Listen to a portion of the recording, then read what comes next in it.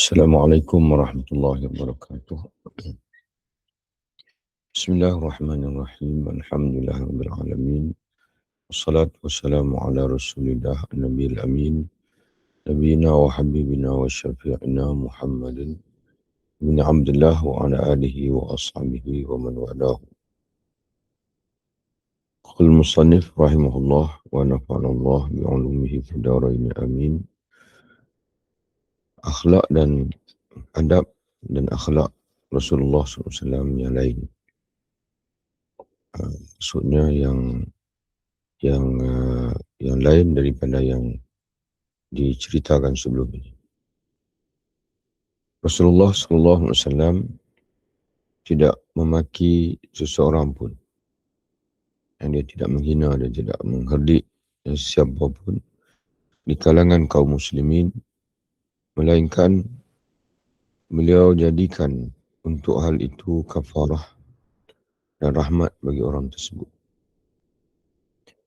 Jadi jika sekiranya Nabi SAW merasakan beliau perlu untuk memarahi ataupun untuk bercakap bagi menimbulkan satu sentakan kepada seseorang itu, maka tujuannya adalah untuk kafarah, kata dia. Kafarah maknanya itu mungkin cara yang dapat membersihkan orang itu, untuk menghapuskan dosa, dan rahmat, dan rahmat orang bagi orang tersebut.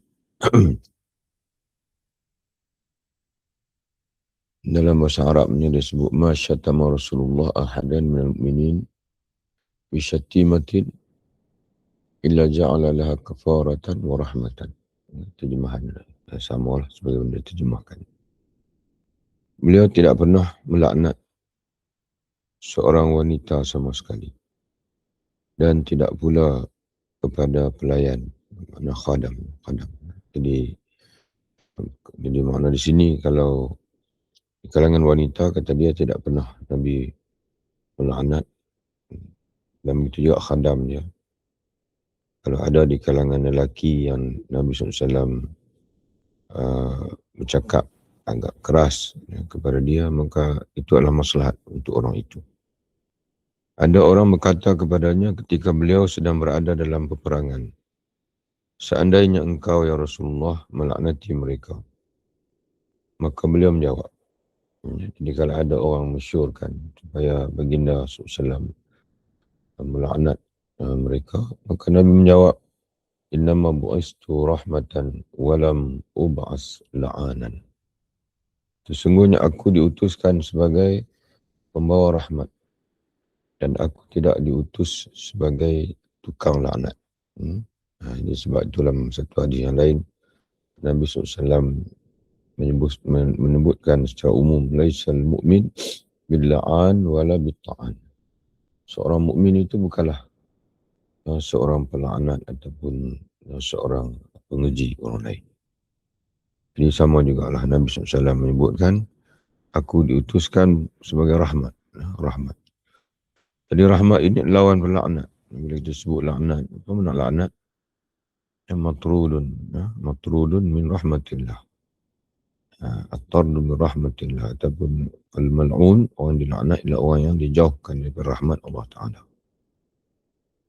Apabila diminta untuk mendoakan kehancuran seorang Muslim atau kafir secara umum atau secara khusus, beliau mengalihkan doa kehancuran menjadi doa keselamatan bagi orang tersebut. Jadi kalau ada orang masyurkan untuk mendoakan kehancuran bagi seorang Muslim ataupun kafir, maka biasanya Nabi akan alihkan doa itu daripada doa kehancuran pada doa keselamatan bagi orang tersebut. Beliau tidak pernah memukul seseorang pun dengan tangannya kecuali jalan Allah. Maksudnya ketika perang. Jadi yang tadi sebagai contohnya, bagaimana Nabi SAW dia tidak mendoakan kehancuran melainkan dalam beberapa kes lah. Contoh macam dalam kes Qunut Nazilah sebagai contohnya. Nabi SAW bila Zakwan, Na'lin wa Zakwan, dua kabilah Arab yang didoakan kemusnahan oleh Nabi SAW ke atas mereka dengan sebab mereka telah membunuh sahabat-sahabat baginda. Ya. Itu dalam Qunut Nazilah. Nabi SAW mendoakan kehancuran mereka kerana mereka telah khianat, mengkhianati sahabat-sahabat baginda. Tapi dalam kes Taif, ketika Nabi SAW bertandang ke Taif melaksanakan dakwah, namun orang Taif menyambut baginda Nabi SAW dengan kasar, dengan membaling batu sehingga berdarah tubuh Nabi SAW. Dan jika Nabi berehat di satu kebun, datang malaikat. Ketika Nabi berehat dalam perjalanan pulang daripada Taif itu, datang malaikat menawarkan kepada Nabi SAW untuk menghempap bukit yang ada di sekitar Taif itu ke atas penduduk Taif. Nabi SAW menjawab, tak usahlah. Mudah-mudahan nanti anak-anak cucu mereka beriman kepada Allah Ta'ala. Jadi begitulah.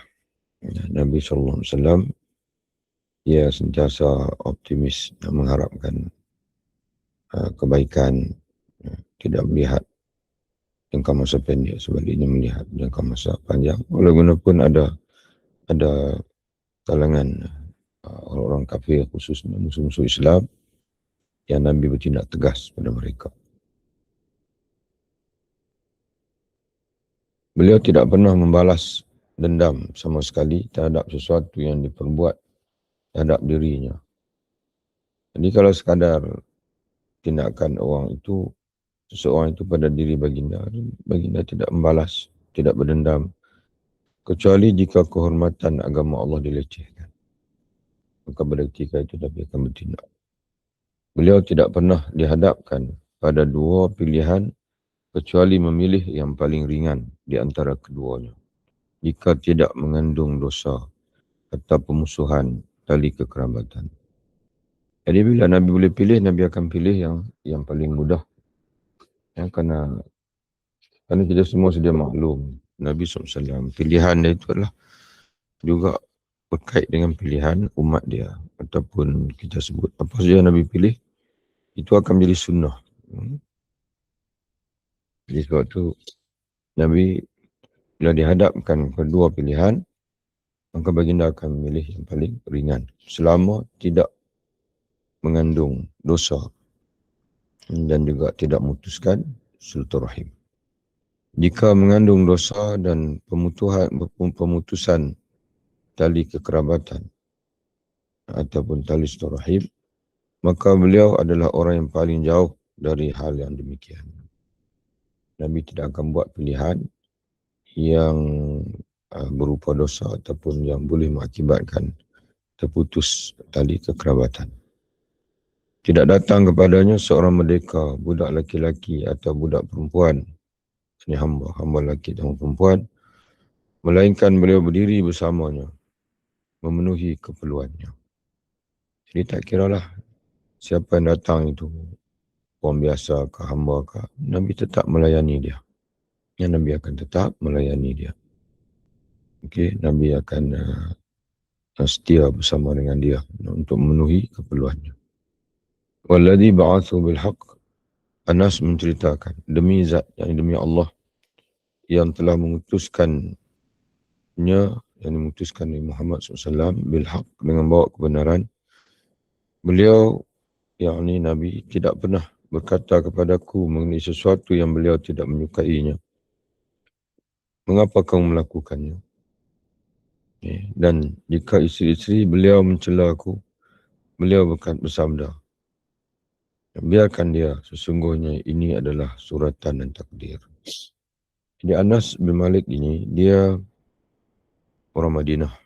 Ketika Nabi SAW mula sampai di Madinah, ibu dia, mak Anas ni, bawa Anas bertemu Nabi, dan Anas dan berkata kepada Nabi SAW, anakku ini, Anas ini, anakku ini adalah khadam kamu. Maka kata Anas, dia berkhidmat kepada Nabi SAW selama 10 tahun. Dia tidak pernah, Nabi tidak pernah menghardik dia, Nabi tidak pernah. Bila aku tersilap melakukan sesuatu, Nabi tak pernah kata, kenapa buat begitu? Tidak pernah. Lima fa'al tahu. Kenapa kamu buat begitu? Dan disebut tadi, bila ada isteri baginda Nabi SAW yang memarahiku dan sebagainya, maka dia kata biarkanlah. Anas itu telah pun disurat oleh Allah, ditakdirkan oleh Allah Ta'ala begitu. Di antara akhlak beliau adalah mendahului mengucapkan salam kepada orang yang ditemuinya. Nabi tidak menunggu orang lain beri salam kepada dia. Dia yang akan beri salam terlebih dahulu. Siapa yang bicara dengannya untuk suatu keperluan, maka beliau bersabar menunggu sehingga orang itu kembali. Jadi Nabi tak akan berpaling, melainkan orang itu yang berpaling dulu. Maknanya Nabi akan terus melayani sehingga orang itu pulang dan mengalihkan tubuhnya, barulah Nabi kalau Nabi perlu mengalihkan tubuhnya, barulah Nabi akan mengalihkan tubuhnya. Apabila bertemu dengan salah seorang sahabatnya, beliau mendahului menjabat tangannya. Kemudian memegang tangannya seraya menjalinnya dan menggenggamnya erat-erat. Jadi antara sunnah Nabi adalah al-musafahah, sama lelaki sama lelaki, perempuan sama perempuan. Musafah, berjabat tangan, akan gugur dosa-dosa melalui tangan mereka. Beliau tidak berdiri dan tidak duduk kecuali dalam keadaan zikrullah. Mana senantiasa Nabi SAW ini zikrullah, bahkan ketika tidur pun, bila pernah Nabi SAW bangun daripada tidur terus salat, tidak mengambil wuduk, maka ditanya oleh sebahagian isteri baginda SAW, kenapa ya Rasulullah, kalau kami tidur bangun, kamu menyuruh kami mengambil wuduk, tapi ada kalanya kami melihat kamu bangun terus salat, tidak ambil wuduk. Lalu Nabi SAW kata, nahnu ma'asyiral anbiya atau kama qala, kami para nabi, mata kami tidur tetapi hati kami tidak pernah tidur. Jadi nabi-nabi ini walaupun sedang tidur, tapi mereka dalam keadaan jaga. Mereka tahu apa yang berlaku pada tubuh mereka. Para sahabatnya tidak mengetahui tempat duduknya, tempat duduk Nabi. Kerana beliau duduk di tempat duduk mana saja yang didapatinya. Nabi tidak mengkhususkan satu tempat ini untuk dia saja. Orang lain tak boleh duduk situ. Sebab itu sahabat-sahabat tak tahu. Mereka tak boleh nak pastikan Nabi akan duduk di mana. Kerana Nabi ini, dia datang di mana tempat yang kosong, maka di situ dia akan duduk. Beliau tidak pernah membentangkan kedua kakinya di antara para sahabatnya agar tidak mempersempitkan seseorang. Sebab bila kita berlunjur, maka kita mengambil ruang. Menyebabkan orang sebelah kita akan jadi sempit, tempat akan jadi semakin sesak. Kecuali jika tempatnya luas. Lainlah kalau tempat itu luas, tidak mengganggu orang lain. Beliau banyak duduk menghadap kiblat. Beliau memuliakan orang yang datang kepadanya, sambil kadang-kadang membentangkan kain yang sedang didukinya. Karena kain yang sedang diduki Nabi SAW, Nabi bangun, Nabi bentang untuk orang itu duduk, untuk tetamu itu duduk. Jika orang itu menolak menerimanya, menolak untuk duduk di atas kain yang dibentangnya, beliau memaksanya hingga orang itu mau menerimanya. Tidaklah seseorang mintanya untuk mendengar kecuali orang itu pasti mengira beliau sebagai orang yang paling memuliakannya. Sehingga beliau memberikan hak kepada setiap orang yang duduk bersamanya, yang bersama dengan dia. Jadi Nabi SAW ini adalah seorang pendengar yang baik. Seorang pendengar yang baik.